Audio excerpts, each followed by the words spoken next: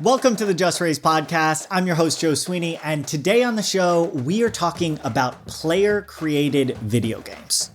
The video game industry already dwarfs both music and movies by revenue, and now it's moving into a new phase, one where players create games and games become platforms. This idea of games as platforms has been hot in Silicon Valley for a while now. And our guests this episode just raised their first $2.8 million to create a new kind of gaming media investment conglomerate for this new age of games. Our guests today are Tal Shachar and Sebastian Park, founders of Infinite Canvas.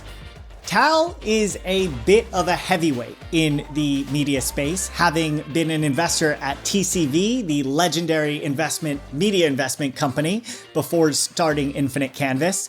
And Sebastian has experience in esports, having led his last company, Clutch Gaming, an esports team, to an eventual acquisition by the Houston Rockets. To me, this conversation felt like a glimpse into the future of both gaming and media, spanning Twitch and YouTube and influencers, but also user-generated content, user-created games, and games becoming platforms. So I hope you enjoyed this conversation with Tal and Sebastian at Infinite Canvas.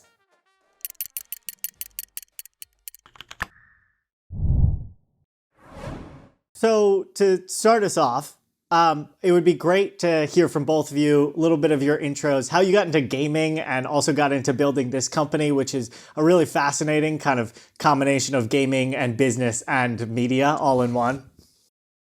So I grew up playing games. I mean, honestly, in our generation, who didn't? But, mostly playing games like card games, real-time strategy stuff. My hand-eye coordination's pretty shit, so I was never good at, first-person shooters or anything. But I'm, somewhat intelligent, so I could play games. And play them pretty seriously, but obviously that, this was a time before streaming. I don't have a face for streaming anyway. And so my parents were like, you have to get a real job. You have to go to school, get a real job, do that.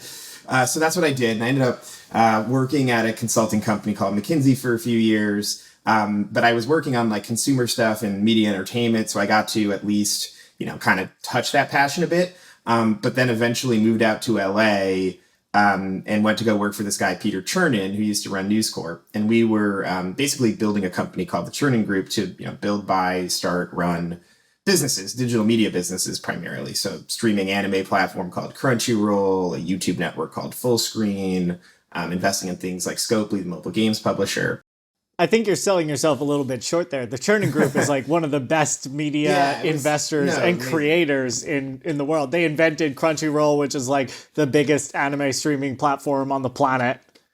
Yeah, I mean, it was a lot of fun. Peter's a legend, honestly, and the rest of the team there is amazing. And so I really learned a lot being there. And then when we sold a bunch of it to AT&T, I left and I ran strategy and growth for BuzzFeed Studios.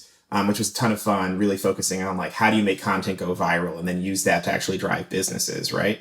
But I missed gaming. And in the intervening period, gaming had kind of blown up, right? And so a lot of folks that I knew and a lot of new people had built esports and gaming into this massive industry. And so I joined a few of my friends and folks over at one of the big esports orgs called Immortals, where I was a chief digital officer and basically, built one of these big gaming orgs with teams across all the major esports titles. We had a gaming platform as well called Gamers Club. It was a ton of fun, did that for a few years, and then basically ended up getting obsessed with what we're going to talk about later, which is what became Infinite Canvas. And Seb managed to convince me that at the time was right to start a company during a global economic crisis and pandemic. So here we are. But that's the TED Talk. I'll let Seb introduce himself. Yeah, hey everyone. My name is Sebastian. I'm a co-founder here. I got into gaming about 10 years ago now. Started off making iOS games work on Android. So with a YC company called App Portable, games like Dots, Osmos, World of Goose, Sword and Sorcery, some of the indie classics on the mobile side. After that, I ran user acquisition and sponsorships at Namecheap, the domain registrar. Still love those guys, where we found esports. Found is a strong word, but from performance marketing standpoint, what we saw was that esports was just blowing up at the time. And so ran a couple of teams, ran a team called Team Archon and Hearthstone and Dota 2 with creators like Amaz and Dear Nadi and Valkyrie and whatnot. And then became the VP of esports for the Houston Rockets, where we created Clutch Gaming, League of Legends LCS team that we then sold to the fine folks over at the 76ers and Harris Blitzer. And they merged into Dignitas back in 2019. Nowadays, I am a venture partner still at Bitcraft, the gaming fund, focusing on a lot of user-generated gaming and blockchain, as well as like stuff like Yo Guild and the guild model there, and then spending a lot of time with Tal here, making user-generated gaming publishing a thing, or quote-unquote metaverse publishing a thing. Yeah, so you've been in the esports space for a while, which is fascinating because what you're really doing there, I think people don't fully understand it sometimes from the outside, but what you were really doing there is like just scaling a new sports team, complete with the media and the content rights and the distribution and all of that, the marketing, which is like, it's kind of fundamentally different than building games or playing games. It's fundamentally building like a new franchise. Yeah, for sure. And especially with Clutch Gaming and our Team Archon, we're very focused on the sports component of it, like the digital entertainment component of it. We were certainly OTT first in that we weren't really monetizing in-person things. We were like a pure digital, which is both a blessing and a curse. The blessing is that like it gives you some really good frameworks to think through digital assets and digital worlds. The negative is that it makes less money, as it turns out, than if you have 20,000 to 100,000 people showing up. Like the Cowboys will crush any, like no matter whether they win or lose in the playoffs, they always crushed anything that esports was doing, just because, as it turns out, if you have 100,000 tickets to sell, you make a little bit more money. But yeah, no, it's always been a ton of fun because the intersection of esports and gaming and sort of the loops you see inform a lot of how you want to think about your approach to just anything that's pure digital, as opposed to things that have that hybrid model.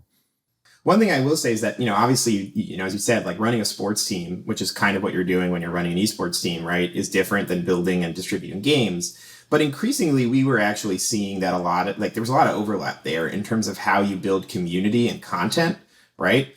Because how you build community and content for esports, right, around gaming content and around, the idea of playing together and experiencing these games together is actually very similar to how we're seeing marketing and community building happen on these UGC game platforms, right? So it used to be that the way you marketed games, and still do for mobile games and like AAA titles, was like you bought billboards and you did a bunch of app install ads and all that kind of stuff. But increasingly, right, it's Twitch streamers, it's YouTubers, it's, building your Discord group, right? And so a lot of the principles and the ways that Seb and I were having to build community around gaming for esports, that's actually translated really well into what we're doing now with UGC gaming. It's funny because Joe, like you said it best when you said you're building something from scratch. And it's like, yeah, like sports are very strange when you have to hey, it's like, how do you start up a new LA Lakers, right, from scratch? And that, I think, fundamentally is the problem that most games have, right? The game loop can be fun, but if no one's watching, you're a little SOL, I'd imagine. So you're very much hinting at it, but what do you guys do at Infinite Canvas? Infinite Canvas is, we like to think of it as effectively like a publisher, right, for the metaverse, a term that's gotten pretty hot lately.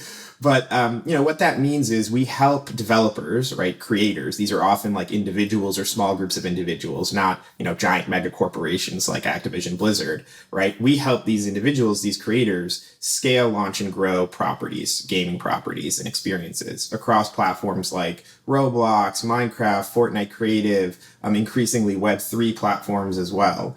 And so you can kind of think of us as like a modern, updated version of like a gaming publisher, right? Just built for a new era and centered not around companies and corporations, but actually around people and community. Yeah, so this is like you go and actually invest in the creators of games. And these are indie developers, but even more so like user-generated games, like on Minecraft or Roblox, Fortnite Creative, Web3 platforms, etc. Yeah.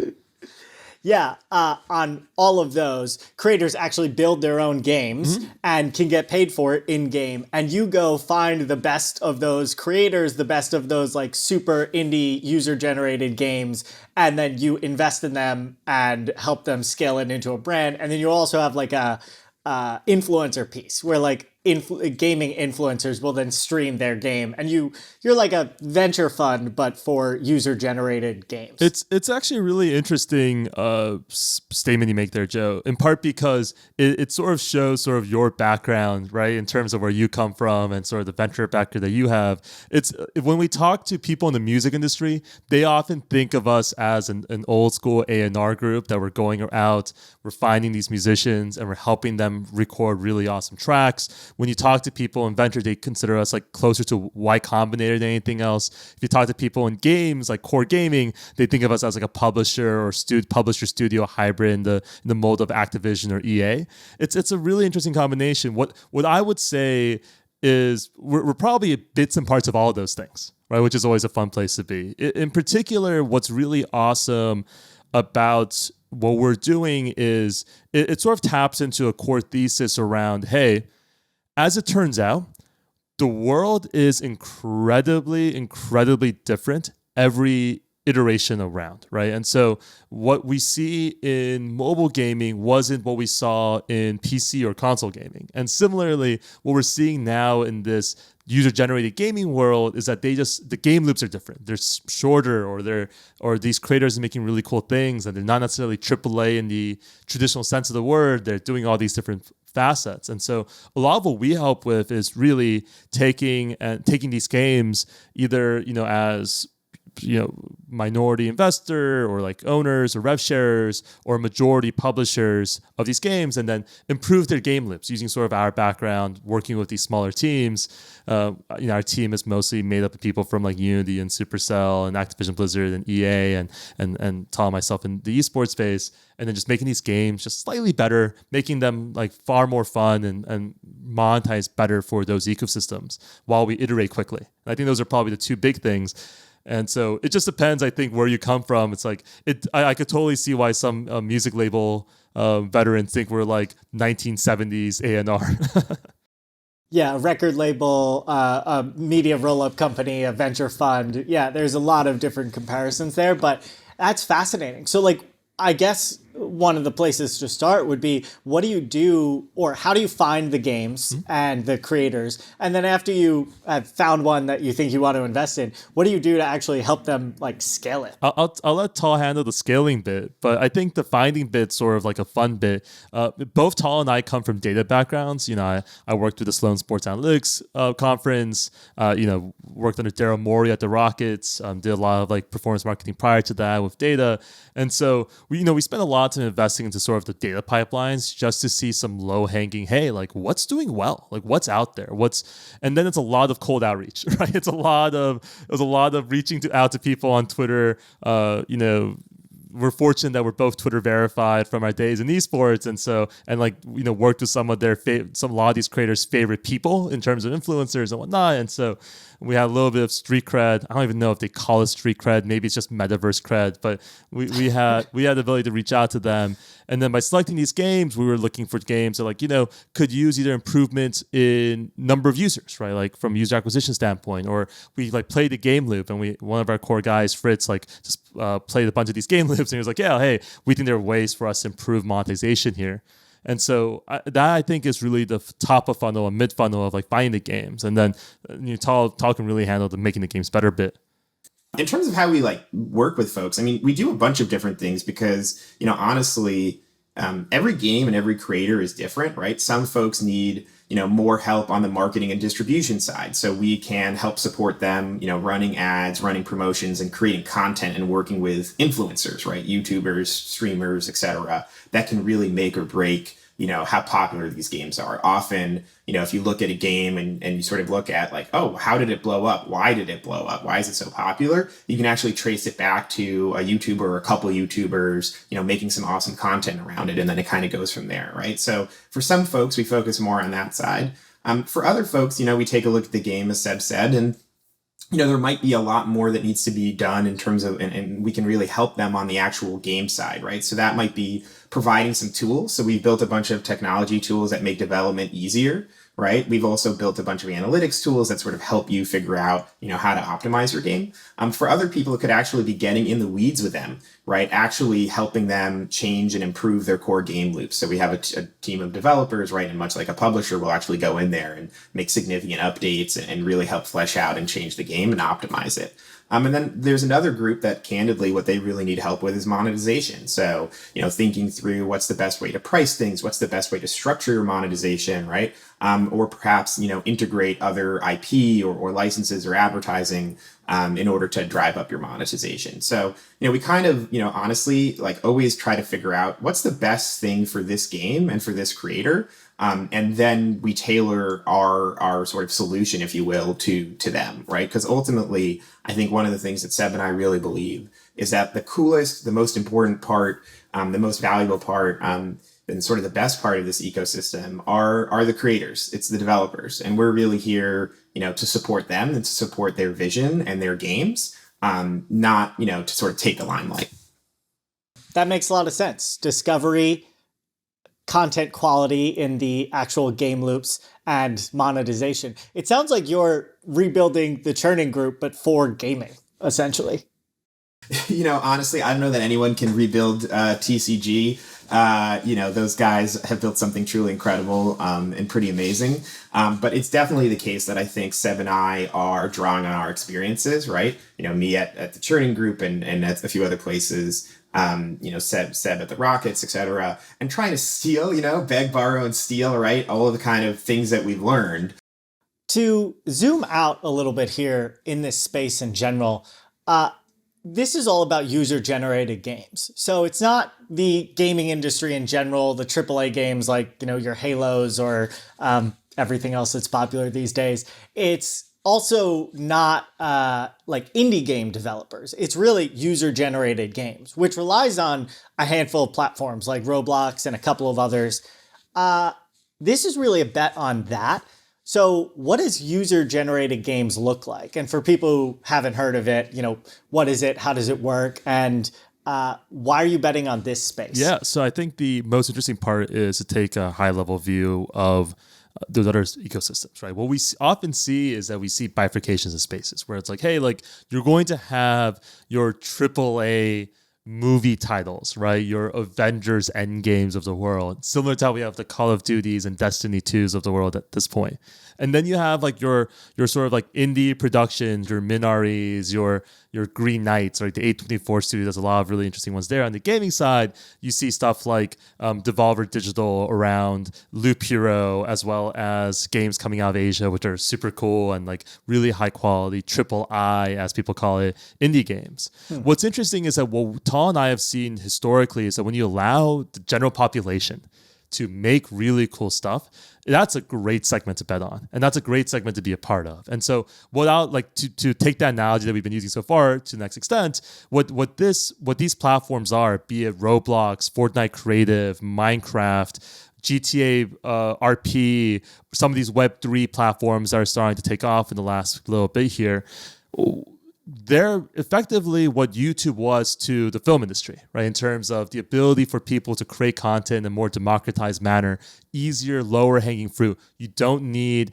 a degree in like an advanced degree, having taken multivariable calculus like you used to for 3D modeling, right? You can just use these tools to get things through.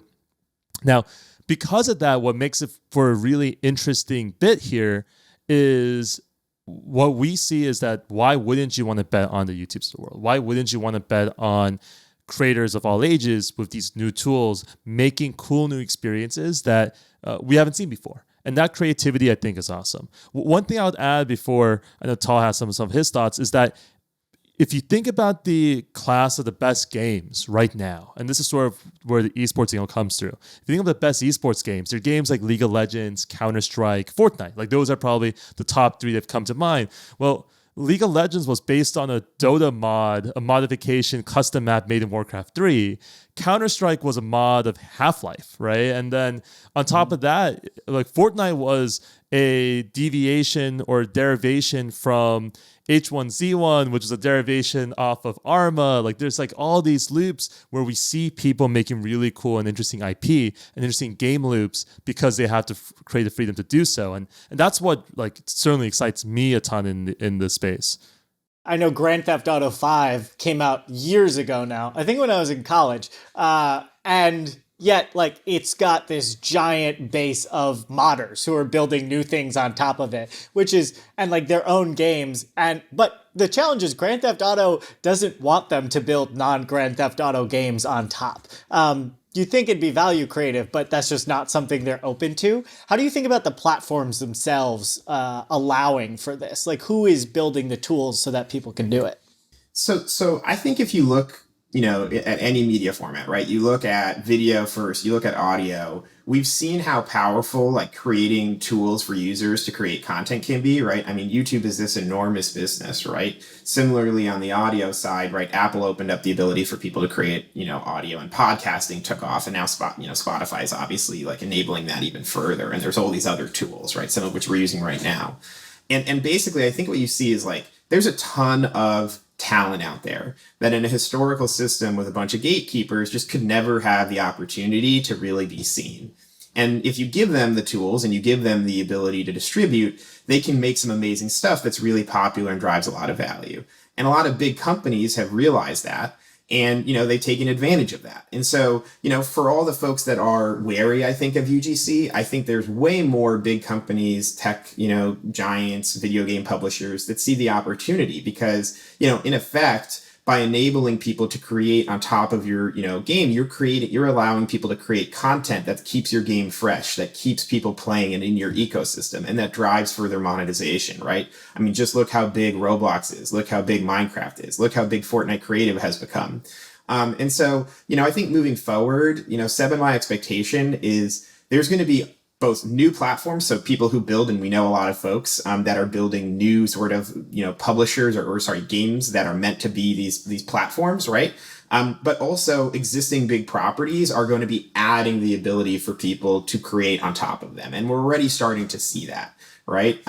It's sort of like folks waking up and realizing like, wow, like there's all this amazing talent and these communities are so strong. And we don't have to do everything ourselves. If we actually give people the toolbox, they can actually really kind of do it for us and together with us. And you go a lot farther together than alone. Yeah, I mean, that makes so much sense. It's the difference between making a movie and making Instagram. Like, you can make a game and people will play it for 60 hours, whatever the playtime is. But if you build something that people generate their own content on, like Instagram, they just built the rails and other people upload the pictures and the videos and billions of people view it. And yeah. 100%. And honestly, also, I think you're seeing a new sort of generation of players and gamers, right? With kind of the expectation that they'll be able to create and to play and to build and to socialize inside of these worlds, right? Like if when I was growing up, right, like most games were single player and narrative driven, etc. And like there was no expectation that I would even be able to play with my friends unless I went over to their house, right? At best, yeah. Right? Now the expectation is like, of course I should be able to like hang out with my friends and play with my friends. And it's a very natural, I think, extension of that where it's like, well, if you can already play with your friends, like the sort of on a campaign style mode or, if it's a PvP game, it's a natural extension to be like, well, yeah, but I should also be able to do other stuff like build and chill and create things with my friends. And so I think that expectation's there. And that's driving publishers and studios of these AAA games in that direction as well. Because, increasingly, I think people are like, if I can make video content and photos, right, and post on my Instagram and do that, like, why shouldn't I be able to do something, version of that in the metaverse around these games that I love as well? Yeah, that makes a lot of sense. And then I like that kind of breakdown of discovery, quality content, and then monetization as kind of the three of the core things that you do. On the discovery side, you also have this fascinating piece with the influencers and with this whole content generation side where you can build up these games. Can you talk a little bit about that? How does that work?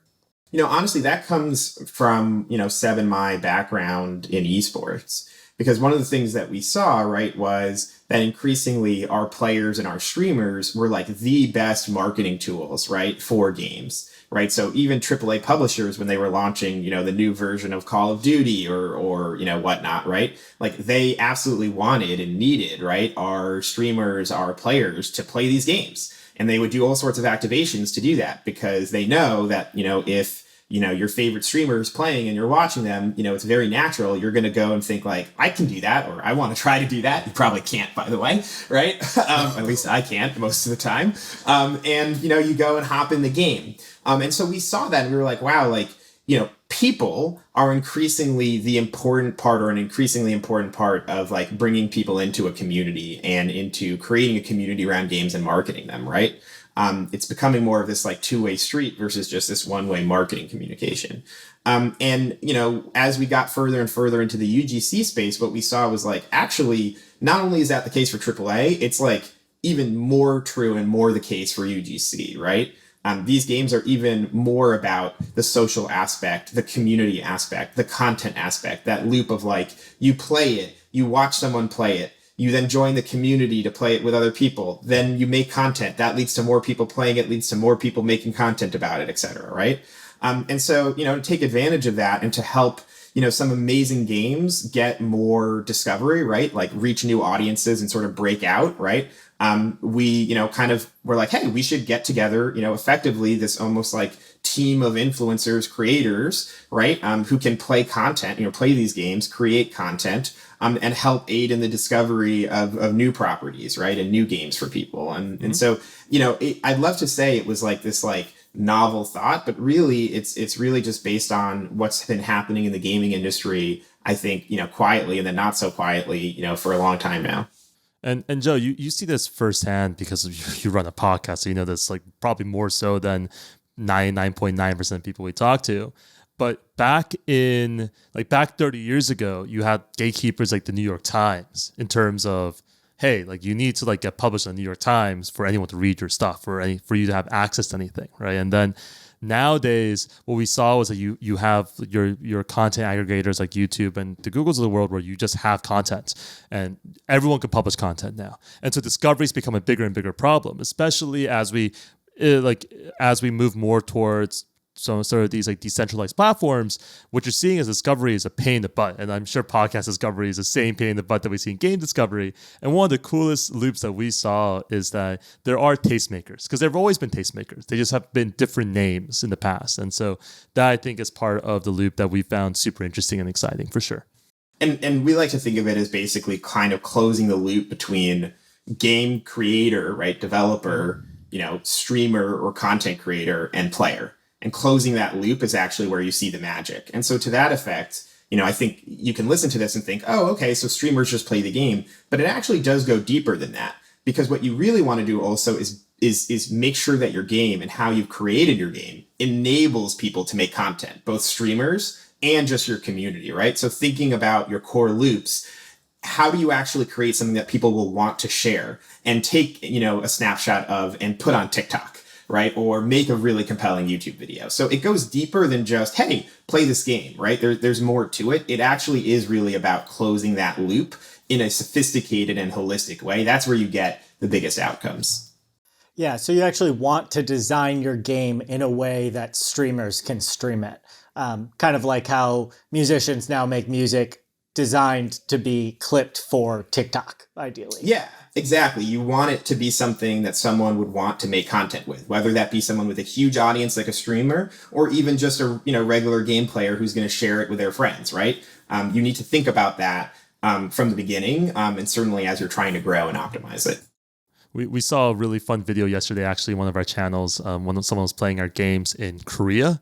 With their girlfriend and sort of the entire meme and video content and creation ecosystem out there is like not one that we invest in, but certainly because the game loops have gotten to that point and we've developed these games and worked on developing these games to accommodate that type of upside. We're starting to see these like incredibly like highly watched games in languages that we don't necessarily speak. Yeah, that's amazing. That platforms can scale beyond the language that they were created in at this point.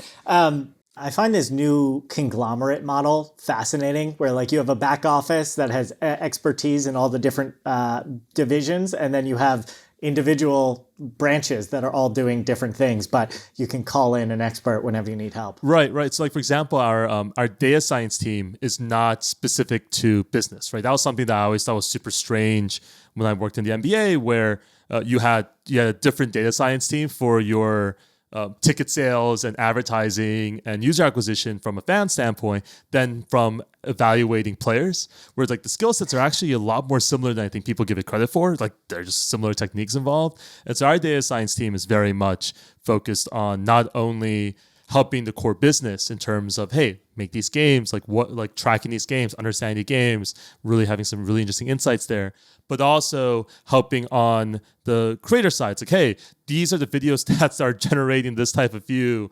This is the type of growth we're seeing in the game metrics. And I think having that type of interconnected weaving is something that Tal and I definitely believe in, and certainly I think guides our company structuring. I'm curious on the core game loop piece. What have you learned about what makes games fundamentally fun? Like, are there any key things that make great games? Some of the guiding principles that we have are that, we should think about these games a lot more like content, right? Meaning like on these UGC platforms, if your game is not immediately captivating or fun or interesting, right? Almost the same way that when if your YouTube video, right? Like if the first 30 seconds of your YouTube video aren't fun and interesting, you're moving on, right? People are not watching your YouTube video. That's kind of true for these games, right? Like you need to explain to people and show people why they should spend their time playing your game right away, right? That's like a guiding principle. I think another guiding principle for us is, look, like what makes these games fun is that they tend to combine elements of fun gameplay and progression, but also serve as places to hang out and to, interact with your friends, right? These are very social platforms in general. And so, in terms of like what makes a core game loop fun, I think that's a really almost like inevitable thing. And it really depends, as Sebastian said, on the game, on the platform. But we do have these general principles. And I think the coolest part about our model is that a lot of like the sort of like work of figuring out what makes something fun and the people that are the best at that in the world are these individual developers, right? Like I often tell people like the smartest, best person at creating core game loops, like isn't actually some like super, like 50-year-old, like senior executive at like a big gaming company. It's this like 20-year-old like on Roblox who just like really deeply understands like what makes something really fun, right away. And so our sort of, honestly, like the beauty of what we get to do and why we're really lucky is we get to work with these amazing people who figure out like those core game loops and just help them optimize and be the best that they can be and make their games the best that they can be. We're not, coming in there and saying like, hey, we understand this way better than you. Like we know how to make this new format or genre better than you could possibly. Yeah, like just like anyone on Twitter or YouTube, like Mr. Beast, who just started a YouTube channel and now has more views than I imagine pretty much any major studio. That's exactly like I learned this lesson. I remember like in the early days of YouTube, right? Like, someone, I was a little bit more in sort of the Hollywood side of things too. So there was this idea that like, hey, like major media companies will just be able to do YouTube better than like individual creators, right? Because they have more resourcing and they have more knowledge. And the answer is like, no, right? Like Mr. Beast isn't a major media company. It wasn't. I think now you could argue is becoming a major media company. But the point being that like there is so much talent and there's so much insight if you listen to it. And so again, what makes us so happy, and I think what makes our model work, is that we're not coming in and saying, hey, we know how to UGC like better than you. It's like, hey, we know how to help you be the best and make your game the best, right? And bring your game to its kind of peak, right? And so we get to, basically work with, like the Mr. Beasts, right, of these worlds, and the future Mr. Beasts, if you will. And that's awesome. And it's really gratifying. Yeah, I'm fascinated to see where this whole space goes in gaming in general and user-generated gaming. It's it's fascinating because like you could make video has come along, Twitter, obviously Facebook, things like that. And you saw the Facebook newsfeed go from text to pictures to now it's TikTok and video.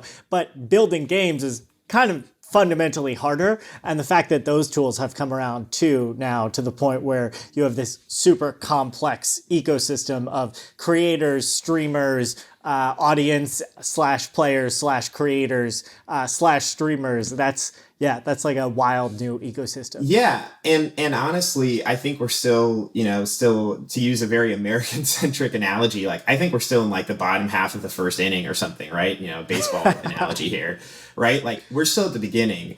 These platforms are still, adding incredible tooling all the time, making it even easier to make and distribute games. Web3, which we haven't even talked about as much here, but is sort of, we think, an integral part of the future in general of user-generated content in gaming, especially in Infinite Canvas as well, right? That's enabling communities to participate in the development and the creation and ultimately monetization of games too. So like there's all these technologies that are coming along kind of at the right time at different paces that are making it even easier, even sort of more interesting and even better to help and build sort of these user-generated games. And so, it's taken a bit longer because, as you said, it's a little bit harder and more complex maybe to make a game than to take a photo or make a video, right?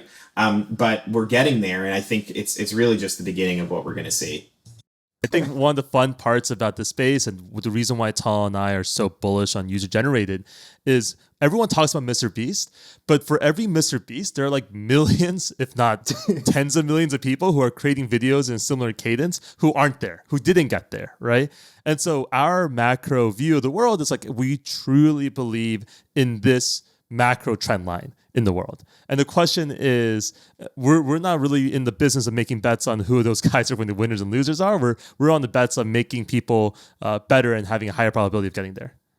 You are kind of making bets, though, on the creators themselves. Like, I'm going to stick with my VC example, but you're picking companies, right? Like picking stocks, or if you're a record label starting out, I imagine a lot of it is picking musicians. How do you think about that? And like, is there a way to hedge against that? Are there core things you look for in that discovering people? Yeah, I mean, as Seb mentioned, right, we have like a pretty robust data like based approach to trying to identify games and talent. And we marry that, I think, with real like experience and sort of the art of like trying to assess people. Because at the end of the day, like, our business is based around people, right? These developers, these creators, these players. And luckily, I think Seb and I have a lot of experience, interfacing and trying to assess like talent in the gaming ecosystem from our esports days. So there's for sure that element. But I think, one of the things that Seb's bringing up, though, that makes it more less about that, right? About individual picking is, at the end of the day, what the bet we're making is, hey, there's going to be more of these platforms. It doesn't necessarily matter to us which one, right? Just that there's going to be at least a few of them, which increasingly it looks like it, right? That's number one, right? It could be Roblox, could be Minecraft, could be Fortnite Creative, could be Solana or Ethereum or, any of these platforms, right? But our bet is there's going to be these platforms. And then our secondary bet is that like, hey, like this sort of like ecosystem of user generated developers and these smaller, individual creators and developers, right? Like they're going to power the future. And so we're making bets in that. I honestly, on some level, almost wish we could support all of them, right? But, the beauty is that we're getting to benefit from, this sort of general ecosystem and the fact that there's so much talent being unleashed. So, I sort of look at it as, yes, like you of course have to assess and make bets. But, if you're benefiting from a portfolio based approach across like what are winning sort of trends and macro forces, that's a pretty good place to be making bets into. And at the end of the day, if you ask me, I'll bet in sort of any field in any way. I'm always going to bet on the amazing creative talent of a large group of people. Like the amount of creativity talent that is out there, I think people always appreciate it and underestimate it.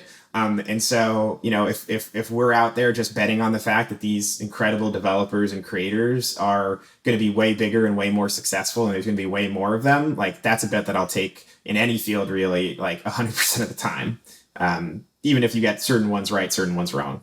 And I think the someone's wrong thing is a really important part too, Joe, right? Like our base rate's just different, right? I think that's one of the reasons I love working with Tall and sort of what we do at Infinite Canvas is, a lot of people come into gaming, especially when they're approaching it from a AAA, III standpoint, where they have one shot on goal and they got to succeed or it's not going to work out. And to Tall's point, we are betting on the field. We're betting on the emergence of really awesome people.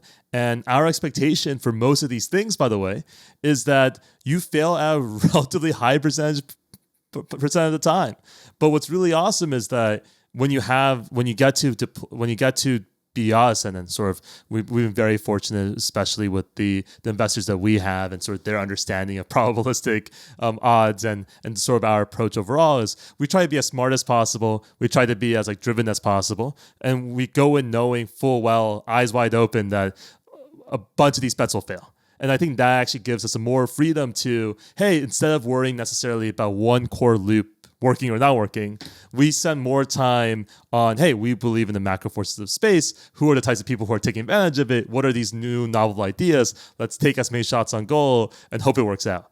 And we've certainly been very lucky thus far. I want to be completely open and candid about that. It's like if you have, it's a hit-driven business, especially in games, and if you have anything that resembles a win, there's a component of luck to that for sure. And so our hope is that we continue to stay lucky, and then hopefully by the time our luck runs out, we're very good. Yeah, it's a drastically different model than the hits-driven business that a lot of people say gaming is, which is more like a movie studio. Super cool. My last question for everybody on the show is about your vision for the company. So where would you like to see Infinite Canvas in 10 years?